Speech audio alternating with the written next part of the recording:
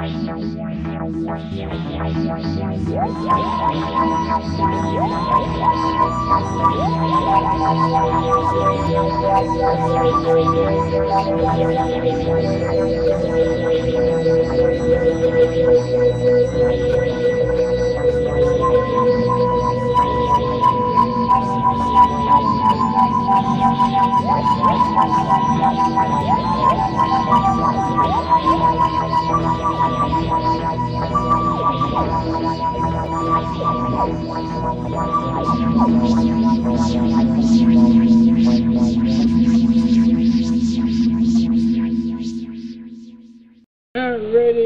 it's 17 hours and 35 minutes into the day of Saturday, June 23rd, 2012, and we're beginning our day again.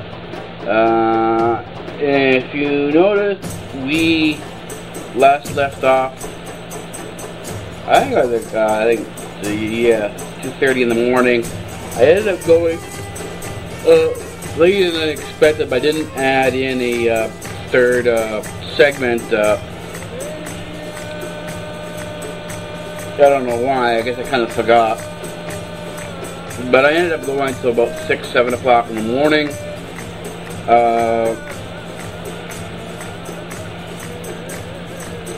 And now we're getting started again. I didn't go food shopping yesterday. I have a checklist of things that I have to sort of get done before I go.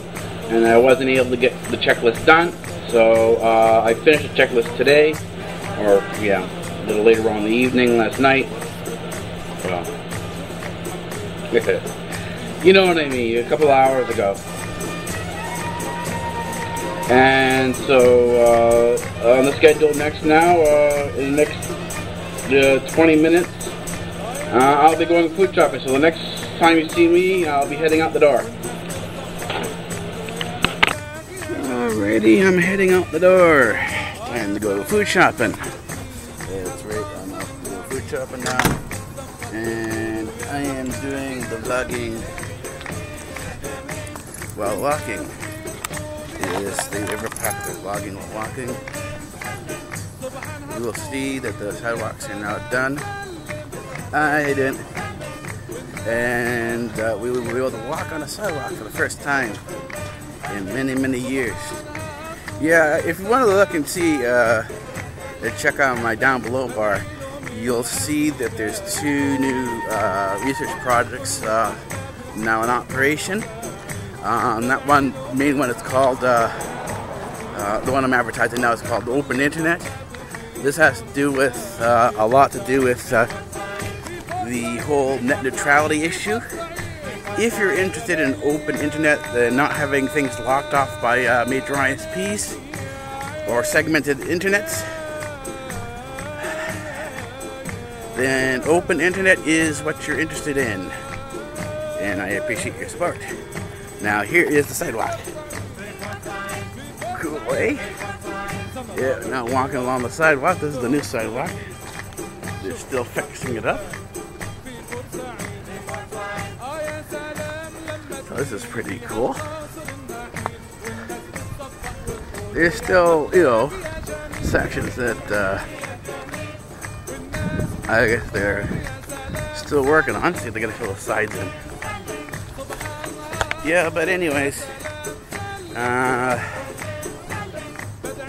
so I'm off, and we'll see what we can get done today. So, whole new day to figure out what we're gonna do. Alrighty, take it easy. Yeah, I just finished food shopping at T&T now, so I'm heading home.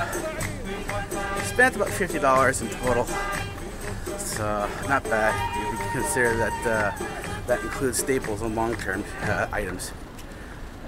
Anyways, see you back at my place.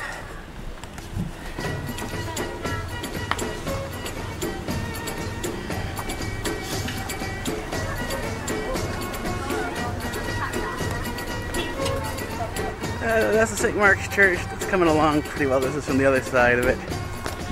Yeah, this is where I walk the alternate route.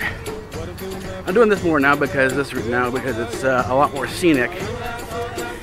Yeah, you have to be, when you're shopping, kind of have to be a little careful and look at the ingredients and make sure you're getting what you want, because things aren't always as they're advertised. And I find, more often than not, that seems to be the case, that the advertisement does not always represent what's actually in the product itself. So you do have to be careful. I did two types of purchases today. I did the immediate short-term staples and longer-term supplies. Like I got dishwashing liquid. For me, I wash the dishes by hand. I don't have a dishwasher. I'm the dishwasher. And for me, what I like is Dawn. Dawn seems to sort of be the best option for me. It actually works well even with cold water. So if you want to be energy conscious and save on hot water, you can wash with Dawn in cold water and it works fine. What else did I get? They have at TNT. They have a bakery there, and they have really nice mini baguettes. Basically they're the Italian buns, but they're about a little over about 8 inches, so they're not bad. And you can slice them and make toast out of them, or garlic bread, or you can make sandwiches out of it. So the choice is really yours, and yeah, so pretty cool. I got that. What else I got? I got bananas. I was gonna get more, but I didn't have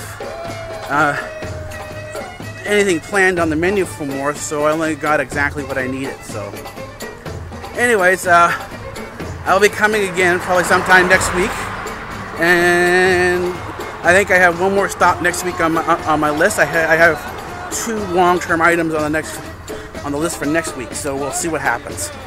Alrighty, we'll see you back at my place. And there's another shot of the church. This is where we've come to so far. This is where we came from, and this is where we're going. Alrighty, we're coming to the end of the walk and into the food shopping. We're facing the door, and I'll see you next. It's going to be at the desk. Yeah. So, anyways, it was a great shopping, and we'll see what time it is when I get back. It should be about an hour and a half for the shopping. Alrighty, here we go inside. 17:49. Yeah, 17 hours and 47 minutes into the day of Saturday, June 23rd, 2012. Obviously, I'm back from food shopping. Unpacked. Had a little bit of cereal for breakfast. First meal. Got some juice here of Ford made. I ended up getting the crystal drinks because it's a lot cheaper. It lets me for $6 I can get just about 2 months worth of drinks out of it. So not bad. In terms of your price wise, if you're going to be spending all your money on equipment and research, then you have to cut back your food budget. So I don't get funding from the government or anything like that. Everything I do is private or freelance work. So you have to be careful how you spend your money. Otherwise, you won't have enough to do the work. And so the best way of doing it, and this is what I learned how to do, is I learned how to cook. As soon as you learn how to cook, the cost of food goes down dramatically. You can cut your food costs by at least 50% if you learn how to cook. Then as you start doing other things, you can cut your costs even further. And now I can get by one person good amount of food all week long for about $40 a week. So that's not bad. Beyond that, just waiting for the video to upload. The next episode of BigBangTheoryRL is uploading now. I will probably around 8 o'clock, 20 hours, about 10 minutes from now, start pushing it out to the internet, and then go from there. Anyways, I'll talk to you in a bit. It's 4 o'clock in the morning. Yeah, on Sunday, June 24th. I didn't vlog earlier because I was doing a variety of different things. I'm sort of rearranging the post office here. Yeah, the post office for me is the thing that actually sort of keeps all my mail organized. And so, it is kind of large because I've got a variety of different areas to work with in terms of where everything comes from, in terms of the stuff that I have to manage. And that causes a bit of confusion and backup if you don't have anything to, if it's not organized. Let me see, how do I say this? As I grow, which is good, it becomes more important to maintain the order that I have here, the organization. And this is done by reorganizing the systems, and now I've gone from basically working from one computer to the other to working across the entire network now. And what this does is this allows me to sort of levy my system in a much better manner, so that I don't have the issues of losing information the way I did before. And the thing is, there's also stuff that you can learn by going over the stuff that you've done in terms of what you've collected and organizing them. So that's what I'm doing now, and it'll probably take me the rest of the weekend to do this reorganization and get into the new position for Monday. Alrighty, take it easy. Yeah, it's 7:38 in the morning, 7 hours and 38 minutes to the day of Sunday, June 24th. Yeah, we're continuing on all night, and I'm getting ready to go to church now. I'll be going to church in a few minutes with my dad. This is one of those days where I'll be pushing through all through the night. I won't be coming back till about 2, 3 o'clock in the afternoon, so I'll give you a shout out then. I might do some vlogging at church, so you guys can see a little bit about it. That's about it. Alright, take it easy. Alrighty, we're back at the main research desk. We're going to start our next study session off. Well, in this section of the library anyways. We're going to start off. Interesting, two things I'm going to talk to you about right now. Two topics, and that is one, network operations and reorganization of the library, and then two, we're going to talk about dreams. Those are the two areas that we're talking about now.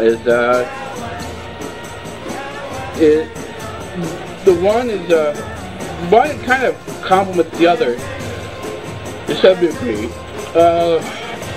One is, if you don't, there's no secret here that I have a massive library. And several years ago I decided to move off of Windows and on to Linux to see how things work. But people said, because they were saying, as I was reading reviews, that you can't run Linux in a production environment, that Linux is not stable enough. Well, it is and it isn't. If you're patient and you're willing to sort of sit down and work with Linux over a planned period, and that means you can't have Linux or any movement you're doing, any upgrades you're doing, shut down your production environment, because if the production environment, this production environment, has to operate 24/7. I mean, it has to be up every day of the week, all day long, 24/7. It's all day, all week. And I really can't afford the time down at all, because you're always trying to push forward and try to explore and get into new areas. And the question was, to me, several years ago, whether or not Linux would actually work in this environment. And up until last year, I was getting Linux to work fine in the environment, and everything was in basically a single computer mode, where I had to work on one computer for one thing. I'm basically working on one computer at a time. This is the first year that I'm really getting the Linux network operational to the point that it's no longer functioning as a single computer, but it's actually functioning as a Linux network. So I've gone from the single box that you're restricted to on Windows to something you can do in Linux and creating an entire network environment. So now I've gone from single box computing or computer science into what's called a cloud environment. I've basically built my own tiny little cloud, and I have a lot of access to different things on now. And so what I'm doing now is I'm over the next week or so, I'm reorganizing my post office. A post office handles a lot of, but the post office normally handles a lot of mail. I mean, I'm talking about email particularly. And I need to access that email from a variety of different systems across the network. And I didn't want anything complex or something that would tie up an entire system. So I sort of used the Linux tricks where you, in Linux, rather than having isolated programs that just run on their own, you can actually start tying with Python and other scripts, you can start tying programs together. And it doesn't matter where they are on what computer system, they can be anywhere across the network. And what I'm doing now is reorganizing, so I have a network-wide post office system with my email addresses for the various different sections of the research sections of the Research Institute. And the research spread across a variety of different systems, and they'll all behave together as one system, but what you're doing is you're balancing out the load from one system to multiple systems. And so the next goal beyond this, now I'm moving my marker forward from going from working to a single, before I was working on a single environment, and the goal was to get into a network environment. I'm now on the network environment. Now the goal is to get into segmented and clustered networks. That's where the next goal is now, so that's the direction I'm moving in. And that will take me, the reorganization will take me about a month to 2 months in total, and because I'm also going to be leveraging out onto the internet as well, making the internet part of my desktop environment. Now on to dreams. Dreams and dreaming can be something very interesting. And there's a huge area of research into it, and if anyone knows about these sleep labs, and a lot of major hospitals have these sleep labs where they study a person's study and monitor a person's sleeping habits to determine, if there's a particular problem, why they're not sleeping properly. And the thing is that while you do in some cases need all that expensive equipment, I've found through different observational and astronomical techniques of using observation that you can actually, by keeping a journal just the way you would, for your dreams, just the way you would keep a journal of your research, that you can actually start figuring out what's going on in the dreams and how your personal life, your real life world, rather than the dream world, impacts your dream world, and how the dream world impacts the real world. And you can do this if you do it over a period of time, and you can sort of figure out as you go along. You write down not only what your dreams are, but the conditions of the room, the temperature, what time you want to sleep at. And now my sleep schedule is completely off, so I had to note that as well. And I noted that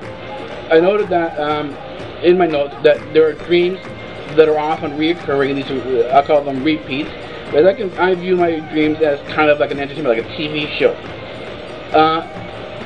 In one aspect of the analogy. The other aspect of the analogy, and I'll go back to the TV one in a bit. The other aspect of that needs to be sort of understood that, and how I classify things, is that when I call it a dream world, I call the world in the exact same sense that we don't have total control over dreams themselves. Dreams are something that occur to us. What we have control over is what we do. It's our own interactions into the dream. That's what we have sort of, some control over it. And what I mean by some control over is that we will find ourselves in our dreams because the dreams tend to be more on our what many people call our instinctual behavior, our automatic reactions. This is sort of the things that dreams are designed to really heighten. In a dream, I've noticed that the leading component of a dream is emotion. Happiness, sadness, fear, so on and so forth. And that our understanding and control over these things, our fear, love, whatever, and to whatever degree we can do it to, changes how we interact with our dreams. For example, we could feel that being snappy and being angry is okay. And in our dreams, we'll see that we are angry and yell at people unbelievably, very nastily in our dreams, the way we wouldn't do in many cases that we would do it here. That means that there is some degree of anger in many cases that is hidden and suppressed within us. And this is what I found, that we didn't necessarily recognize. In other words, that not only can fears and certain behaviors be visible and open to us, but there is a whole section of behavior that is hidden to it, that we don't see at all from ourselves. And in many ways, dreams behave kind of like a mirror that allow us to see ourselves from another perspective, from outside of ourselves. And as I started putting together my dream journal and looking over and going back and seeing what I was dreaming, I realized that a number of my dreams were reoccurring, what I call repeats. But the repeats were not necessarily repeats. Repeats from a TV show are the exact same rerun of the dream or the show without any changes into it. What was occurring in my repeats was I was going back and making friends with people that when I went back into the dream and had the same dream, I could recognize, and they could recognize me. Now that's a very bizarre. It wasn't a bad dream. It was just that these dreams continually recurred, and the thing is, I had no correlation to this dream in terms of the people that I met on the real life. These people weren't people I met in real life. These are people I met specifically in the dreams. And this is something that's very puzzling to me, because dreams, from what I understood, and even from the scientific perspective, are all supposed to be from experiences that we've already experienced, either through the subconscious or the conscious. But this interaction goes completely outside this whole feeder input theory of dreaming. It also goes beyond any of the what we call symbolic dreaming. That dreaming is symbolic, and that's all it is. That when you dream of this, it means this. When you dream of that, it means that. This goes beyond that as well. That dreaming is not specifically symbolic. It has to do. It does, in some, as it reflect your emotions. It does, to a certain degree, reflect people you've seen before and places you've been before, but that's not necessarily the case. And because as you start tracking and you start seeing that the what is occurring in the dream is not exactly according to theory and model that's been presented, you can now state that the theories and models out there that are out there so far are fundamentally incomplete, and that more needs to be done, and that you don't necessarily have to have massive bits of equipment. You don't need to spend billions of dollars to do this. In other words, what you're doing, if you're interested in dream research and into studying how people sleep and the physiology of sleep, all you need to do is keep a journal, an observational journal of what you're doing while you're sleeping. And that means basically, do you get up in the middle of the night to go have something to eat? Or are you thirsty in the middle of the night? Do you go to the bathroom? You know, what are the different things you do that as you wake up? You keep your journal beside yourself, the bed, and you write these things down. You also, when you wake up, if you remember your dreams, you write them down. If you don't remember your dreams, you don't write anything down. You just say, you know, no dreams are not remembered. And as you go through this sort of, you can actually start putting together some pretty decent notes on how a person behaves while they're sleeping. You know, what the physiology of sleep is. And this includes the interactions with dreams and sort of how dreams and again, there's nothing, it's sort of, because it's not exact,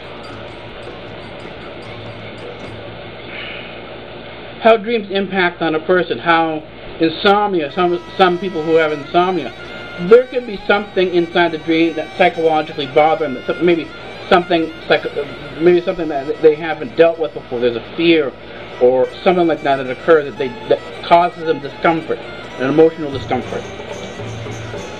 Then, if that thing is frightening enough, and these dreams recur often enough, this can actually produce a fear of sleep, a sleep phobia. And this would actually be the origins of some insomnia. The origins of other insomnia, as they've found out, is something known as sleep apnea, where there is insufficient amount of oxygen in the environment, and the body, and that's produced actually by a physiology that as you're sleeping on your back, or and the throat gets stopped up and you can't breathe, and the person wakes up for a few minutes just to clear the throat, get a gasp of air, go back to sleep again. That's sleep apnea. That lack of oxygen can also produce frightening dreams, nightmares, and this is where you hear a person snoring loudly, and cause them to get into a mood where if they feel these dreams are bad enough, they don't want to go to sleep. They're afraid to go to sleep again. So sleep is something that is important, but also has an impact on our physiology. But it also, our physiology, the way we are physically, affects us. And the thing is, sleep apnea can be produced actually in two different forms. And it's not necessarily sleep apnea that's the issue. It's oxygen deprivation that's the issue. This is the fundamental, because it's the fundamental between all these a variety of different conditions that produce oxygen deprivation, whether it's an environmental thing where oxygen in the room is depleted and causes the person to gasp and have these nightmares, or whether it's something else that causes it. They all have to do with, at the end, sleep with oxygen deprivation, and so in many cases this will produce a condition where the person, even though they're tired, they don't want to go to sleep. As a matter of fact, they'll sleep better sitting up or in a couch, or on, you know, rather than being in bed. They'll sleep better there, and that's where they'll actually prefer to sleep. So, as I said, there's a variety of different things that can be done in here. We are going to continue on for the day. I know today's thing is going to be a little longer because we're covering 2 days, and we will see what happens from there on out. I lost my train of thought. Anyways, I'll check back with you in a few minutes. Well, not a few minutes, maybe about an hour or so. I'm going to go through my email. go through YouTube, see what's going on YouTube, and then go from there. Alrighty. Alrighty, it's 3:44 in the morning. Yeah, 3 hours and 44 minutes into the day of. Here we go again.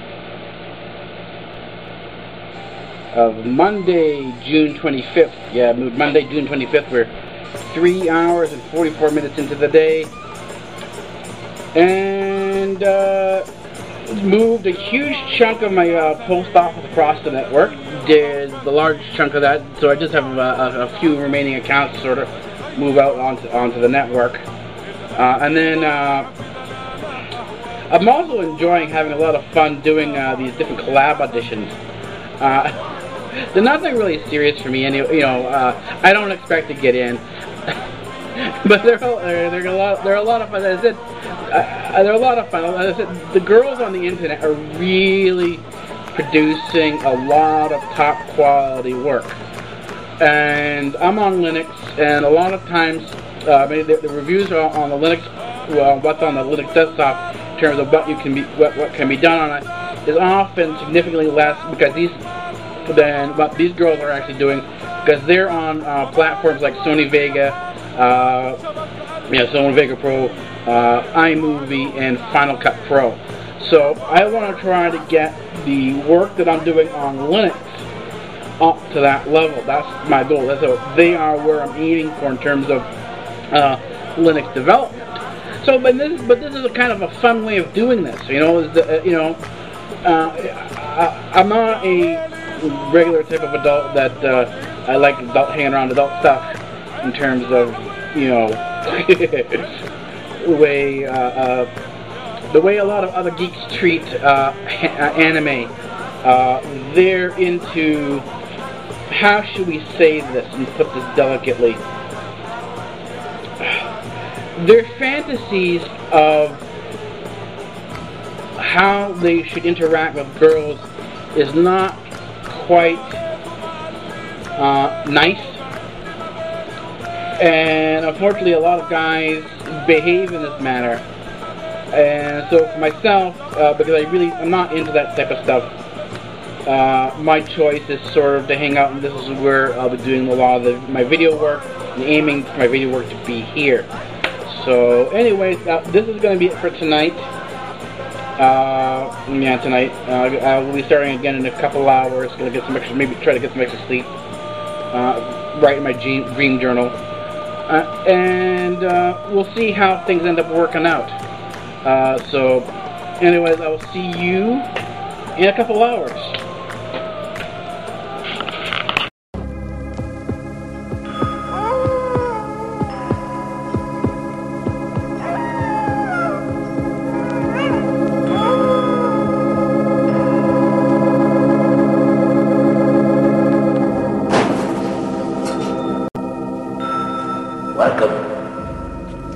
Welcome to the library, and I am the librarian.